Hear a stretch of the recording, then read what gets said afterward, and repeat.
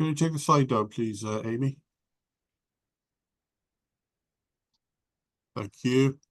Good morning, everybody, and welcome to another Three Nations Dementia Working Group webinar. Today's theme is the importance of research in the field of dementia. Dementia research is essential of advancing our understanding of this complex disease, developing effective treatments and interventions, also improving the care and support services, and ultimately striving towards a future where dementia can be prevented, treated and managed. Continued investment in research is critical to addressing the growing global impact of dementia and improving the outcomes for individuals affected by these conditions. We have, as usual, an expert panel to help us deliver this webinar, and they will introduce themselves shortly. Your participation is not only encouraged, it's vital. Your comments, responses and questions make this webinar a dynamic and enriching experience. Please submit your queries using the text box at the bottom of your screen, as it is essential to use these text boxes instead of raising your hands, because we can't see you when you raise your hands. And as we go along, we will be able to address these questions at the end of the webinar. Please note that our webinars are created, produced and presented by individuals living with dementia. While we cannot handle individual queries, we are here to support you. We will try to guide you via the text boxes to where you can get the help if you need any, ensuring you feel secure and confident in your journey with dementia. Well, that's all from me. I'm going to hand over now to Keith, who will chair the rest of this webinar. Good morning, Keith. Good morning, Nigel, and thank you for that welcome at the start of the event. And good morning, everyone, and thank you for joining us today, either live or subsequently on the recording.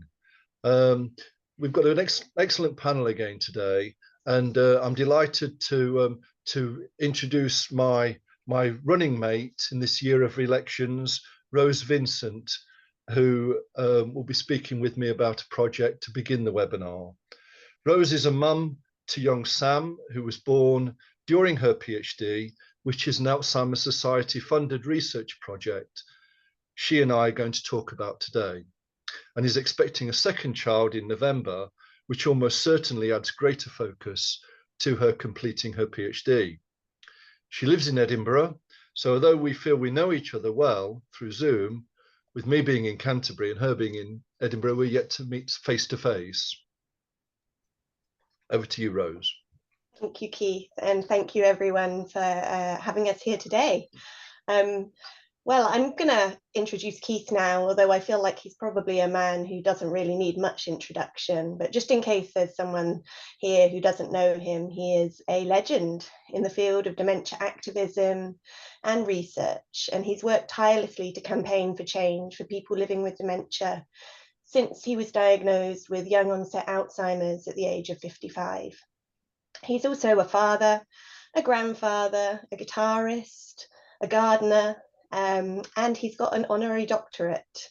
I'm not really sure how he fits it all in, but it's been my pleasure to work with him on a project that we're going to be talking about today. So, Amy, if you wouldn't mind just sharing our slide now. Thank you. Thank you. So this is the Smarties. The Smarties are a team of researchers who are living with young onset dementia, and two facilitators who came together for my PhD project, which, as Keith said, was funded by the Alzheimer's Society, to explore volunteering in dementia. And we came together in 2021, and I was very keen to work in a co-produced way, because at its core, what I wanted from this project was to challenge dementia stigma and raise awareness about what people with dementia can do, not focus on what they can't do. And I felt like this was really important, because I think that people have a right to be involved in research that relates to them, and also because I think there are real benefits that it brings to the research process, especially when you're exploring something such as volunteering in dementia, which is a very under-researched area. You can take down the slide now if you like, Amy. Thank you. So as I said, we started working in 2021. So this was the pandemic time. So a challenge that we experienced researching together was that we couldn't collect face-to-face data. So we started looking outside the box to see what else we could use. And we came across the Dementia Diaries, which is a audio archive of people living with dementia from across the UK who come together and they record audio diaries and send them in, and they're all held together in this wonderful archive that gives you a great representation of people living with dementia in the UK. And luckily for us, quite a few of the diaries were about volunteering. So we were able to use them as a source of secondary data for our research. And it meant that we could access a broad range of experiences from people at a time we might not have been able to do so because of the pandemic. Now, when we worked together to conduct this research, my main aim was to share power as much as I could within the confines of doing a PhD. So my role in the Smarties really was as a facilitator. I provided the resources that the group needed. I set up the meetings and gave training a step-by-step way as and when it was needed. But the Smarties really did all the work. So they chose when, where, how often we would meet. They developed our working together rules. They decided the focus of the research and generated the research questions. They selected which data from the Dementia Diaries that we would analyse, and they did the analysis themselves. And then they generated our themes and dictated how the themes would be written up. So we finished this work now, and since we've done that, we've done a lot of conferences and webinars working in a similar way, so developing the plan in partnership and then co-presenting. We are also in the process of writing papers that share our findings on volunteering with dementia. We've written a guide to co-production in dementia research. And I'm coming to the end of writing my thesis now, and I'm happy to say that each of the Smarties has contributed a biography that will be part of the thesis, and their words are shared throughout the thesis through direct quotes. And just to finally say, it's been a great privilege of my life to work alongside the Smarties in this way. And I really hope that we can encourage more researchers to adopt this style of research. Thank you, Keith. Thank you, Rose. I'm sure that's given you all a clear picture of the project. And firstly, it's fair and right to say that the vast bulk of the work in this project, though she modestly declined this statement, was done by Rose. And as it is her PhD, this is exactly the way it should be. Having said that, all 6 Smarties gave a sincere commitment to supporting Rose and each other within the group. To help explain my part in the project, today I've posed 4 key questions which I'll now attempt to answer. First question I'd like to share with you is why I said yes to be involved. Well, at that time, I was a long-term member of the Alzheimer's Society Research Network, and I was the first person with dementia to serve on the Society's research panel. And through this, I had a seat on a rota on their research board. I had supported a number of other dementia projects, but none of which brought the work of the DEEP network into the mix as well, as much as this one. And also had and still have a close and valued link to DEEP.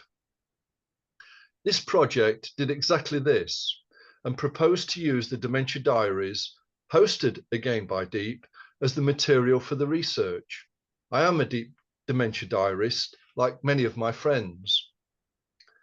It focused on volunteering, which I do quite a bit of, and which as a head and as a teacher of a large primary school, I'd benefited from encouraging others to do from my school community. Volunteering sits deep in my DNA. It was examining what people with young onset dementia can do post-diagnosis, which again was close to my heart and on good days, close to my mind. Rose came across in our early exchanges as a kind, thoughtful, and lovely person who I was sure I could relate to and work with. Our early communications certainly laid firm, constructive foundations for what was to follow. Next question I posed was, how was I and other Smarties supported to be a part of the research project? All the emails and later the WhatsApp communications were clear and warm and never ignored. Rose sent us stationery material through the post as well as emails, which must have been a real pain for her, but never once did I detect any sense of negativity from her. She had funding for Love to Shop vouchers to each of us, and I used mine to finance a new love of watercolour painting, which I may not have done had I not had those vouchers from Rose. There were then many rewards for my involvement, which leads me on to the next question. What did I gain from the involvement? As we know from Brexit and perhaps other examples of politics and democracy, it's never easy to get consensus and agreement. Smarties bucked that trend. And whilst each of us knew some of us, no one knew everyone at the start. Because of the friendly manner Rose led the Zoom meetings and the intersessional links, a real team ethic emerged, and it was immensely empowering. We all cared about each other, but even more importantly, had the opportunities to show this. We talked a lot, mostly about the material before us, but also socially, team building chat. We listened even more. I have one mouth and two ears, and that was my approach to the interactions. I'm sure that was the same for others, including Rose. Because of this, I learned a lot from the project. Sometimes new things, other times a useful affirmation that my values and beliefs were shared by others. I certainly had a sense of belonging, of being valued, as part of something we all felt committed to and motivated by.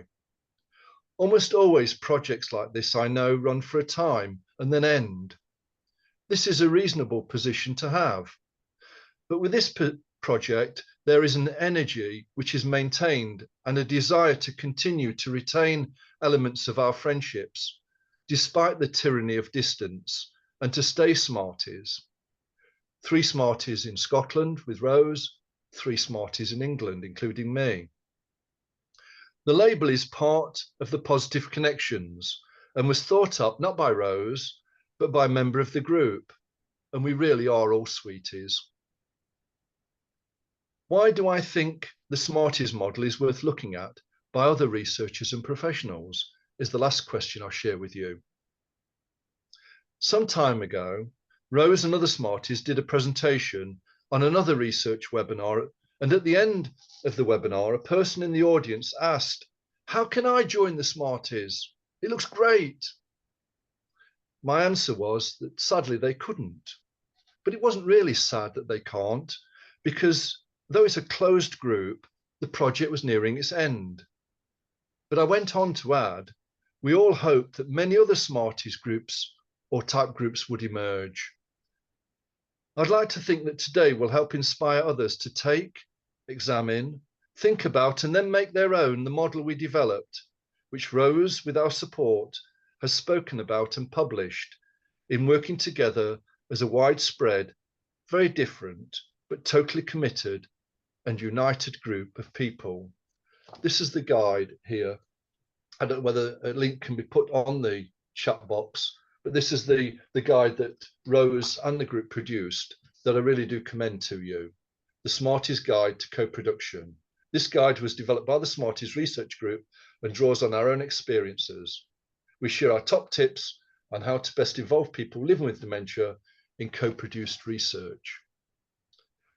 So that's the end of the first item on the webinar today, and I'm absolutely thrilled and delighted to be handing over the baton to a very, very good friend and very dear friend of mine, Rachel Litherland, who I know has done some amazing work. I've known Rachel now for 11 years and does amazing work not just based in Exeter, but throughout the country. And it's a great privilege and a great honour and a great joy to hand over to you now, Rachel. Thank you so much, Keith. It's great to hear you and Rose talk about the Smarties project, and I think it really leads nicely into the work that I'm going to present here for about the next 10 minutes. So thank you very much for the invite to this webinar. I have a few slides which I'm going to try to share to describe to you a programme of work at Innovations in Dementia. So I work at a small community interest company called Innovations in Dementia. We work across the country. I am based in Exeter. I'm delighted to be based in Exeter, but we work across the UK. And we're perhaps best known in recent years for two of our programmes, which Keith has kindly mentioned already. One is the Dementia Diaries project, over 3,000 audio diaries by people with dementia talking about things that are important to them in the moment. There is no direction of travel, no editing. These are real, raw, in the moment diaries by people with dementia, and it's great that they are being analysed and used in all kinds of research. And our second absolute privilege is to host the Deep Network, 100 involvement groups of people with dementia across the UK.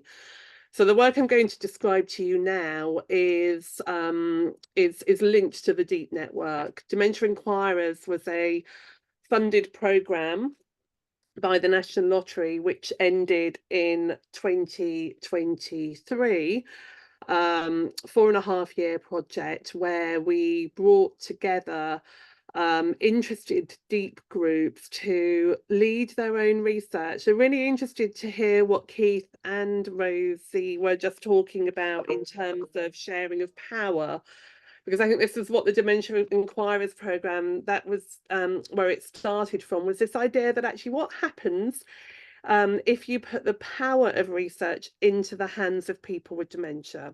We had a sense from people with dementia that we'd worked with that this would really be quite transformative.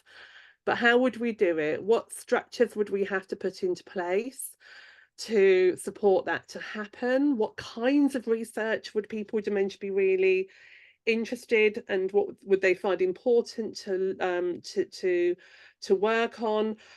Could people with dementia lead their own research projects? We had some funding to explore that and to try to find out some of the answers, and I'll share some of that work with you as we go through. But just to jump back to a slide that I quickly whizzed past, this is it in essence. We had a cartoon created by the late, great Tony Husband to try to show what we were intending with this Dementia Inquirers programme. Wasn't just one or two people with dementia in the driving seat. It was lots of people with dementia in lots of different places, in lots of different ways, taking forward this whole programme. If we could have done, we would have had somebody waving in the back window of the caravan as well. You know, you may have the map reader at the back, you may have the driver at the front, you'll have lots of passengers, this is a collective effort, and was a collective effort by deep groups. So in the end, over the 4 years, we have got 26 small research projects run by 21 deep groups on all kinds of things. These were issues that were important to people with dementia. They weren't research topics defined by universities. They were generated by the topics of interest that people with dementia in deep groups had. And these deep groups applied for funding. So we had a very rigorous process, actually, a very accessible process, but a very rigorous process that allowed deep groups to apply for funding, to fill in a research application, to explain how they would run a small research project, to discuss how they would consider ethical issues when running their research project, to discuss how they would acquire this knowledge and data. And a group of 10 pioneers with dementia were the panel who chose which research projects were going to be supported financially to be funded. And in the whole of this programme, we wanted to find out What do you do? How can you support people with dementia to be in the driving seat of research? Perhaps not just sharing the power of research, which is great when high quality involvement or co-production is put into practice in research, but what happens if you give the power to people with dementia to become researchers in their own right? And that's what the whole programme was about, was to explore that question. People weren't very confident when they started out, and I think we've heard a little bit from Keith about what it feels like to become part of co-research or research. People were saying it's technical. I don't know what research is. It's about laboratories, it's about injections, it's about treatments. It sounds really boring. Co-production, gosh, that's management speak. What does all of this mean? People usually were not particularly confident. There had been some people who had been involved in university projects, sometimes felt that they'd been tokenistically involved. Not always. Some people had had some really, really good experiences. But actually this idea that people could become researchers with support in their own rights was almost a step too far. We had some early documents that supported groups in pursuing this and learning about research, including a really, really helpful accessible guide about how to do a research project, which helped the groups to put together their proposals and to learn a little bit about research, to acquire some of those skills that might allow them to create a questionnaire or know how to conduct an interview. All of these documents are available freely on the Dementia Inquirer's website, so do head there and you'll be able to find all of them completely free of charge. These are 4 of the 26 projects that emerged from the Dementia Inquirer's programme. We had 3 cohorts of grants. One of the cohorts of grants was actually during COVID times. We were hit by the lockdown, so lots of groups had to change the way that they carried out their research. And you'll see in the second photo that everybody at the llama farm is wearing a mask, because that was in the moments as everybody was emerging from those national lockdowns. And the Forget-Me-Nots group that Keith is a member of conducted their own research project around the experiences of people with dementia during COVID. So you'll see a whole range of topics that were of interest to people. Some people in groups got really involved, and other people, not everybody got involved because research wasn't necessarily for them. It wasn't something that they wanted to get involved in. But every group found a way through this maze of research with support from their group facilitator, their deep group facilitator, and with mentoring from myself and my colleague Philly, but also mentoring from the other groups of people with dementia who would run research projects. So by the time we got to the 3rd cohort, there was this huge network of people with dementia who had acquired some knowledge around research and could assist each other in achieving their what they were setting out to do with their project. So if you look on the website, there's 26 full research reports created by deep groups.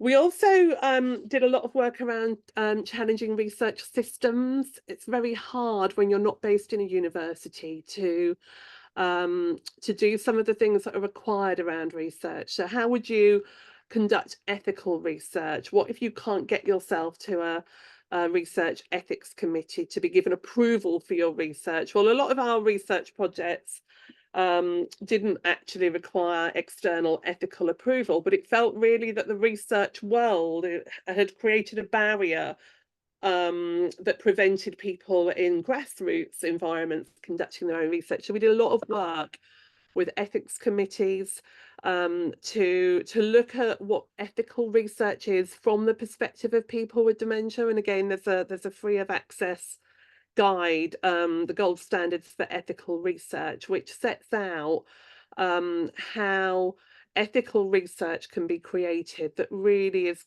perceived to be ethical by people with dementia. And we know that university academic researchers are now using this as their reference when they indeed apply for their own ethics approval. And our work culminated in these gold standards for co-research, which lay out some of the principles about how co-research with people with dementia, or indeed driving seat research by people with dementia, should and could take place in a way that is really helpful. And you've heard a lot of those principles in action from Keith and Rose. But it acknowledges the importance of the lived experience of dementia. It describes the scaffolding that holds these networks together and creates the adjustments that make this work possible, relies on this relationship of trust and respect. And I think you heard this very much from Keith and Rose. People don't have to do it all. I think that was one of the things that we learned in these research projects, is that people can have different roles. They don't have to be the sole researcher. People can take on a role. Some people were interviewers, some people created questionnaires, other people had a look at the data that was coming in, other people read around the subject and were able to describe existing research. But at the heart of it, I think, are these shared values, this wanting to work together, wanting to work either in partnership or scaffolding people with dementia to lead their own research. There's loads and loads of guidance, again, free of access on our Dementia Inquirers website. For different audiences, all of the learning from the Dementia Inquirers project is there. And our key messages at the end of the programme were very much that people with dementia can lead their own research. 26 groups did. It's not typical co-production. I think it really explores some of the ideas that we've discussed already around power, but it's putting power in the hands of people with dementia, and researchers perhaps coming to the world of people with dementia rather than the other way around. It's essential. Lived experience transforms the research process. I know there's, high expectations now from research funders that people with dementia will be involved in shaping research. But our advisors from universities were very much sure that this is gold dust experience. You can't do this without involving people with dementia, but also the list of research topics, the things that are important to people with dementia, are just gold dust to all of the research world. So these questions are sometimes different than the ones that academic researchers may focus on. It doesn't involve doing everything. Driving a seat doesn't mean that you have to literally do all of the research, that there can be lots of support and scaffolding behind the scenes to grow confidence, bring meaning, bring purpose. And when we asked people at the beginning of their projects, do you feel like a researcher? There was a resounding no. When we asked people as they finished their research projects, do you feel like a researcher? There was a resounding yes. They had grown in their role, they had taken on skills, they had surprised themselves actually that at the end of this project, they had delivered a small research project. We shifted the words. We stopped talking about research actually in the early days. It was about inquiry, finding things out. That's what research ultimately is. And in shifting the words, in shifting the processes, it really helped all of us to understand much more about the research frameworks. People with dementia understand ethics through and through. They're living it. It's their life. And what we were able to offer within the programme were some ethics committees led by people with dementia that researchers could bring their proposals into and get that feedback around their ethical processes by people with dementia. We'd love to do much more of that. There's some barriers to what might be kind of described as user-led research. The research world is not necessarily set up for it. There are systems and governance and processes that can make it really hard and can be barriers to full co-research, to driving seat research. But we had really positive conversations with some of those processes and systems with people with dementia, and we'd love to explore much more how we could continue to shift those.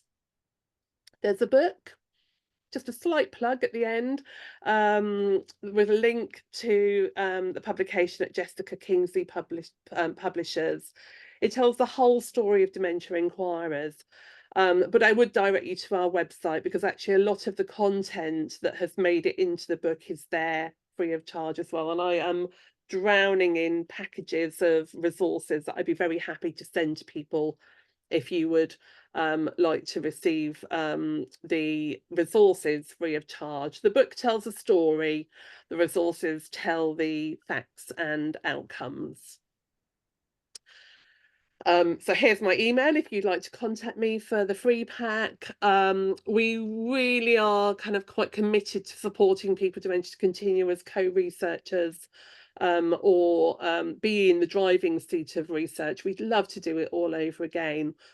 A really interesting outcome for the programme was that lots more people with dementia have got involved in groups like Smarties, you know, so it's a great advice from Keith at the end of his presentation that, you know, more of it, absolutely more. And actually a really interesting outcome, I think, has been that people with dementia have done that, have knocked on the door of universities and offered their services.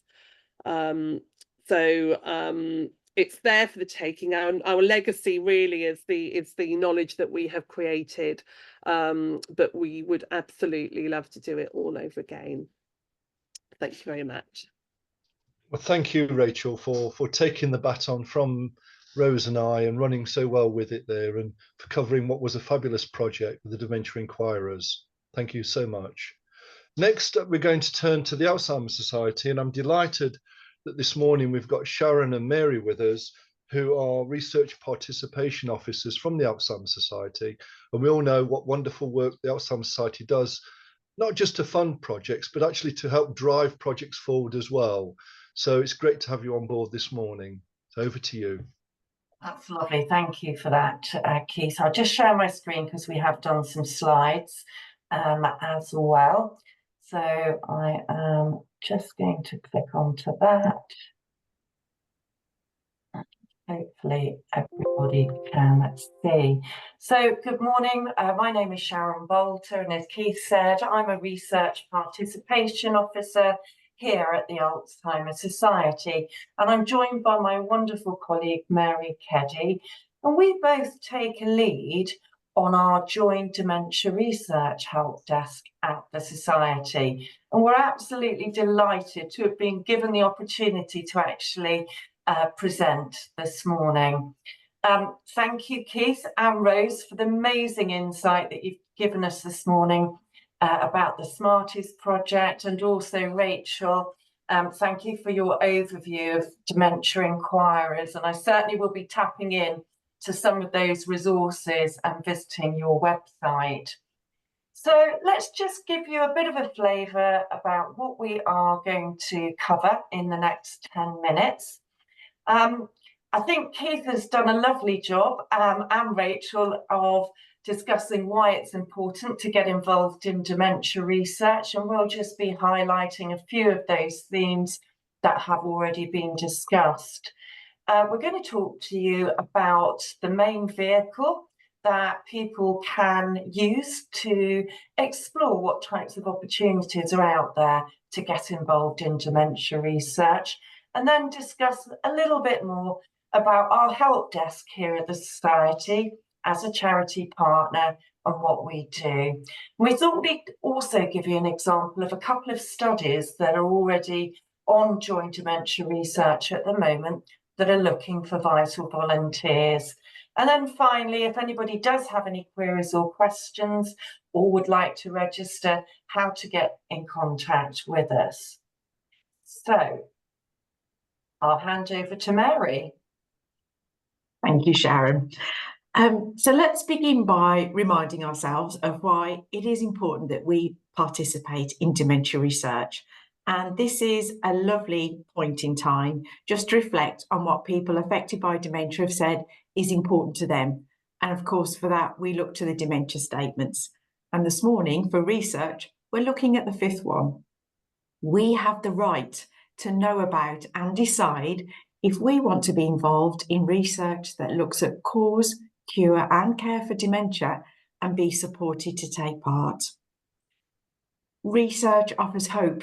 It is only through research that we can better understand the diseases that cause dementia. find new ways to diagnose earlier and more accurately, whilst developing effective treatments, improving care, and hopefully one day find a cure. Dementia research is like trying to solve a complicated puzzle. There are still so many pieces of that puzzle left uncompleted, and that's where we all come in. We all hold a piece of that puzzle, and yours could be the piece that completes the picture. People who participate in dementia research often comment that they feel they are part of a community. They feel empowered and have a great sense of purpose, not only helping themselves, but future generations. And one of our very own Research Network volunteers stated that they felt it could turn a negative situation into a positive one. So, one of the biggest challenges that researchers currently face is simply finding enough people to volunteer to take part in dementia research. The more people that we can get involved in dementia research, the faster it's actually going to make a difference to people's lives. And we would say this is crying out for a matchmaking service, and that's exactly what Join Dementia Research is. So Join Dementia Research is a service that was developed 9 years ago by the National Institute of Health Research in partnership with us here at Alzheimer's Society, Alzheimer's Research UK and Alzheimer's Scotland. The Join Dementia Research Service actually provides equity of access to research. So it doesn't actually matter where in the country you live, whether that's Scotland or Cambridge. Join Dementia Research can connect people to studies taking place all over the UK, not just your local area. So I'm now hoping to show you a video that briefly explains in 2 minutes what the service is about. And it could be, oh no, bear with me. It's thinking about it, apologies.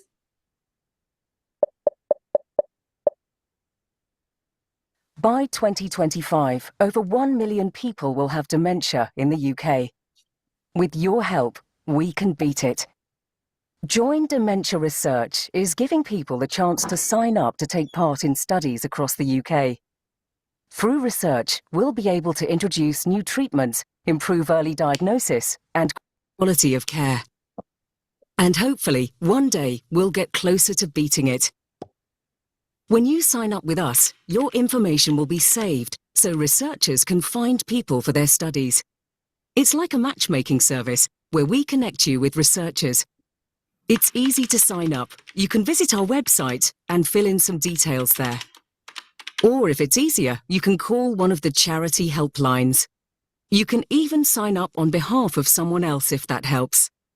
And don't forget, you don't need to have dementia to take part. We need healthy volunteers too. For example, to have a better understanding of how dementia develops. Now you're all signed up, it's over to you. There's lots you can do online, from checking the types of studies that you might be suitable for, keeping your information up to date, or expressing interest in a particular study. And when a study comes up that's right for you, a researcher will be in contact to give you more information and see if you want to take part. Sometimes they'll find you in a week or a month. And for others, it can take a bit longer. There's lots of different kinds of research activities you could get involved in. From filling in a questionnaire, to visiting a support group, to having a blood test, or taking a new form of medication. So if you fancy being part of something special, register with us today, or call one of our helplines. Okay, so I thought we'd just give you a bit of a flavour. There are about 88 studies currently on Join Dementia Research, but we thought we'd give you a couple to give you an idea. And these studies are currently looking for volunteers at the moment. So there is a study looking at the impact of semaglutide in amyloid positivity. And Physical signs of Alzheimer's can actually emerge long before symptoms become noticeable. Now, this offers a chance to intervene and prevent the progression of toxic proteins, brain inflammation, and declining thinking ability. So a team of researchers are currently looking at repurposing an existing drug called semaglutide, which has traditionally been used to treat diabetes too. The study is seeking to examine the impact of the drug on the development of early indicators of Alzheimer's disease in a group of individuals considered potentially to be at high risk of Alzheimer's disease. Moving away from a complete medical trial, there is a study at the moment that's looking at brain stimulation. And this study is actually exploring using small amounts of electricity to actually stimulate the brain in people with mild cognitive impairment or Alzheimer's disease. Now, the actual aim of this research is to see if this can help with the part of the brain, the hippocampus, which is responsible for the memory, active, whilst delaying the symptoms of Alzheimer's disease. If this is successful, this would suggest that normal brain activity in the hippocampus can be resumed, which hopefully will slow the progression of the disease down. And finally, I'd like to make you aware of a study called CognoSpeak, which has recently won quite a lot of awards. And this is a new tool that could actually help doctors assess the early signs of dementia much more quickly and efficiently. And what it does, it actually uses artificial intelligence and speech technology to analyse language and speech patterns that could warrant further investigation and be the early signs of dementia.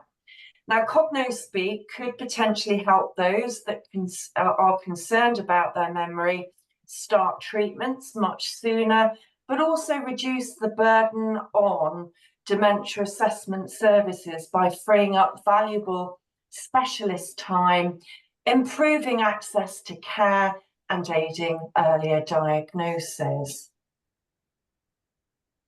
So lots of interesting things going on and lots of research studies on joint dementia research. And as part of our partnership, we provide a help desk here at Alzheimer's Society. But what does it actually do? Well, we talk to anyone who is interested in getting involved in dementia research about the Joint Dementia Research Service, how it works, answering any questions or queries people may have. We dispel some myths as well about what taking part in dementia research might look like. And of course, if the person is then interested in registering with the service, we can do that for people over the phone. And this is a great help for those who are not that comfortable with navigating their way around a busy website to register themselves online. And once people are registered, we provide ongoing support for people to engage with the service and get the very most out of being registered and taking part in those studies. So just to conclude, we've covered in our 10 minutes the importance of getting involved in dementia research. We really do all hold a piece of that puzzle. And the easiest way to find opportunities to take part in dementia research is via the service Joint Dementia Research. We've given you a brief overview of some of the exciting studies currently open on the service and talked about our help desk. So now you know we're here.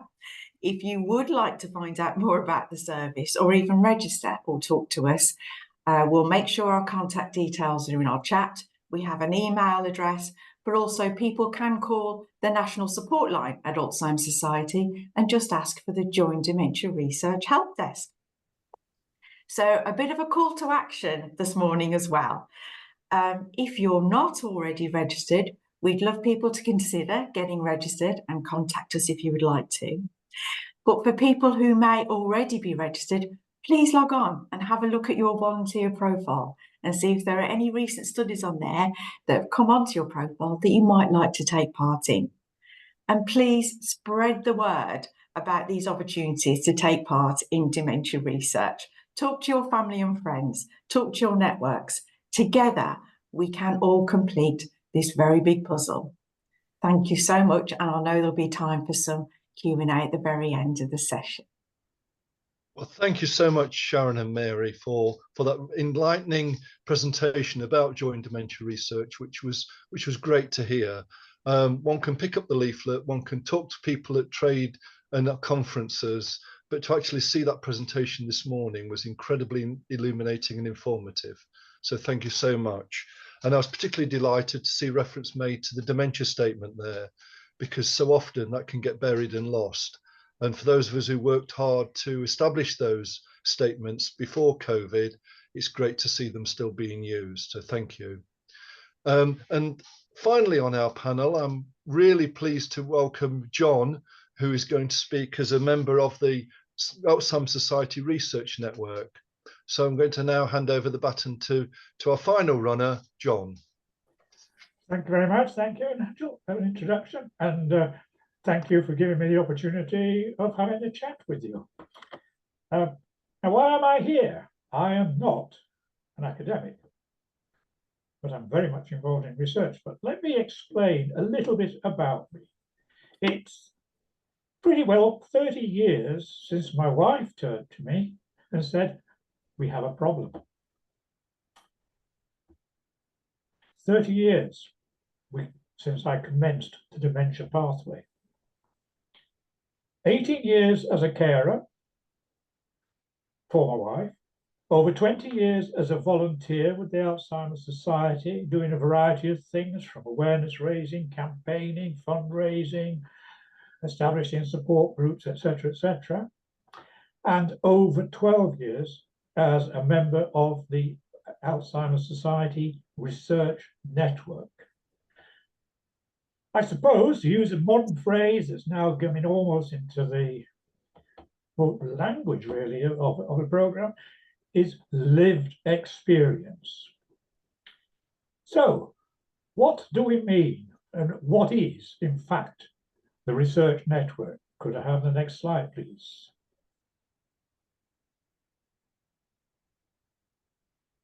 Amy, next slide, please.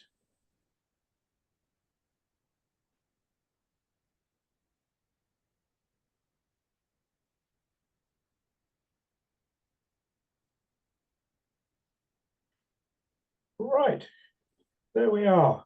Now, no, that is not the entire research network. As the text says, there's over 200, pretty well 200 of us. The thing is about this group, I mean, that photograph was taken a few weeks back at an early career research event that the Society put on in Solihull, talking to postgrads, undergrads, people often doing the first sort of postgrad research, all on funded dementia research projects. A small group of us from the network were there. The thing is about the group is that we have a diagnosis, we are current carers, or we are former carers. Now, if you think about it, I bring 30 years experience of dementia.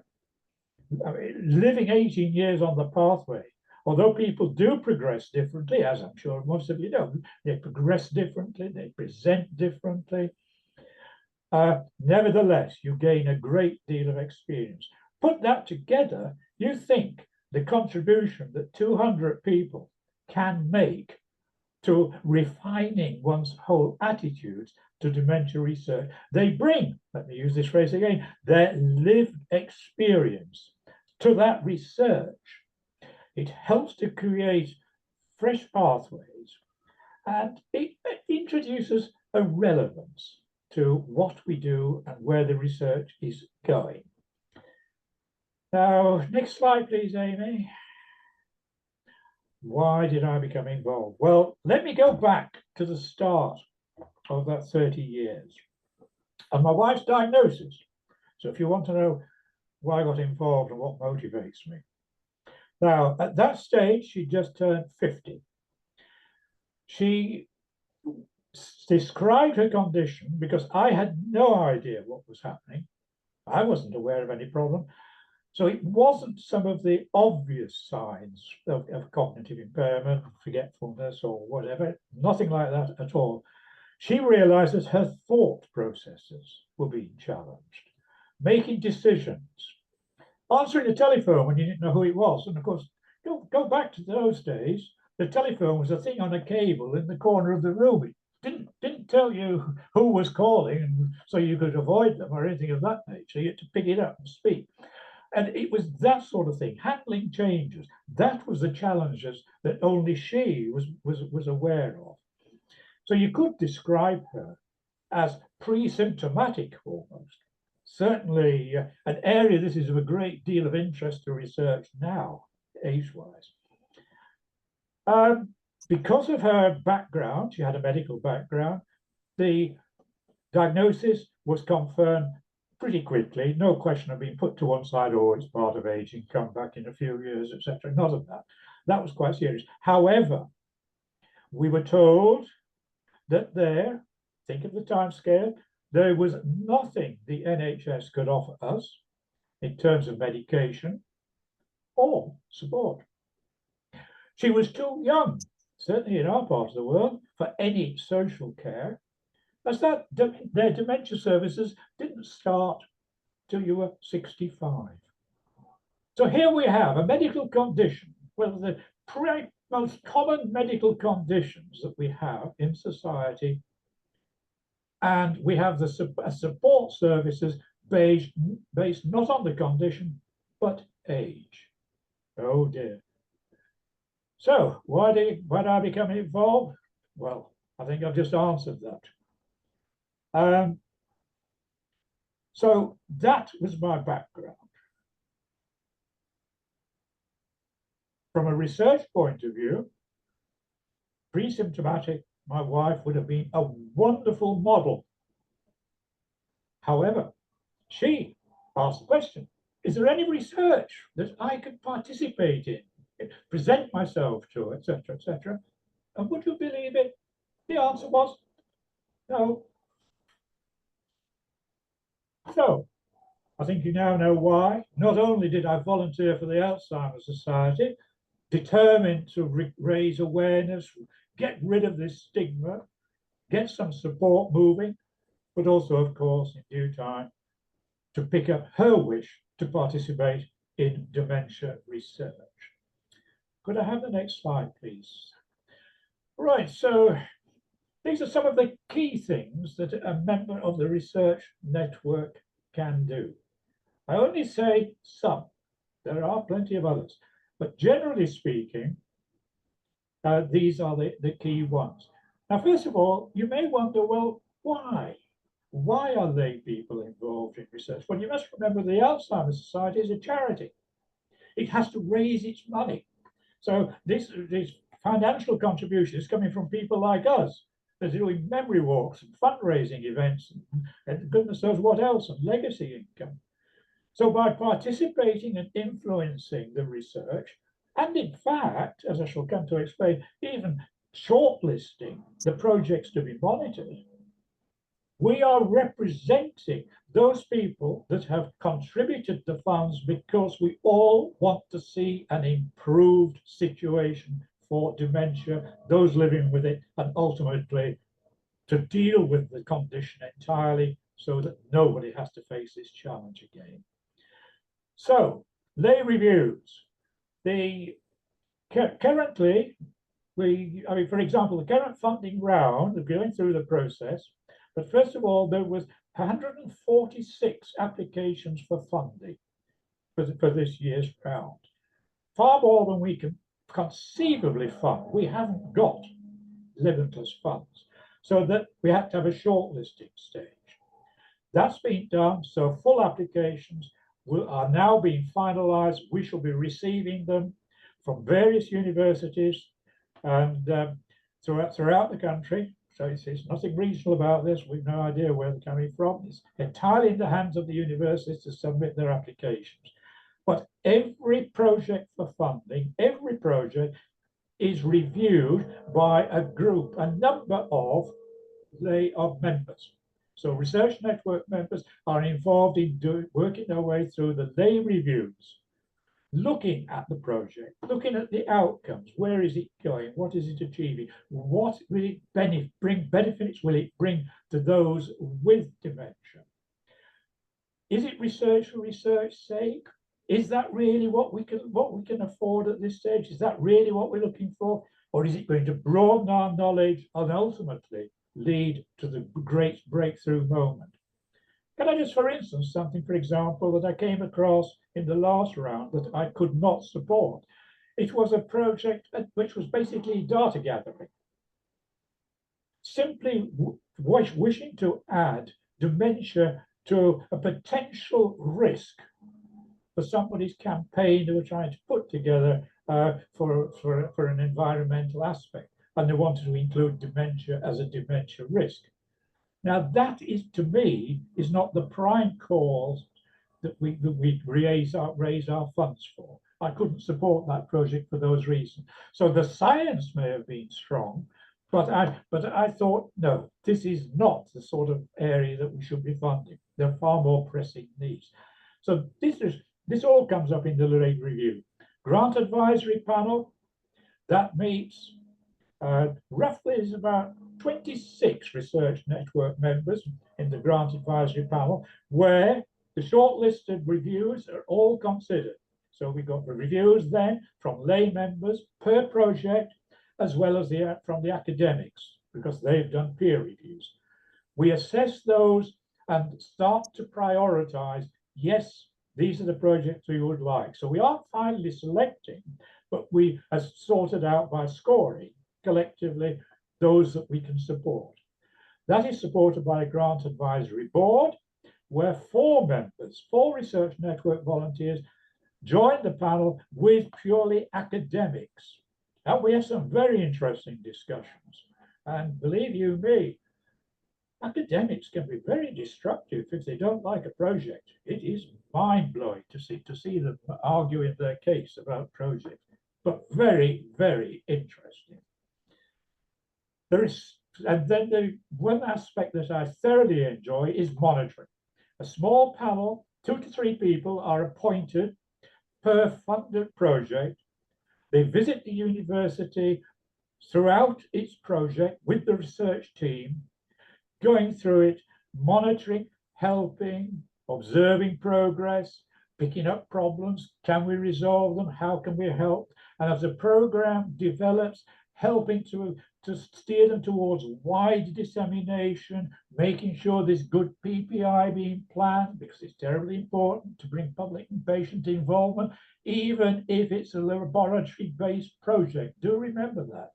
It's not just about care, but you're talking about projects that have gone through purely lab-based research. That is another aspect. Very rewarding, very satisfying. You live with the project as a member of the team for the 3 to 4 to 5 years that the project is going. You get to know the team, but nevertheless, you're not a totally integrated part of it. You act as on the outside. Vital work. There is so much more that obviously a network volunteer can participate in, committee work and so on, but those are some of the key things. So if anybody is interested in becoming involved in the research aspect, this is another area of participation, in addition to what you've already heard. So looking at my clock, I'm running out of time. Could I have the final slide, please, Amy? Right. I've covered the bringing your lived experience.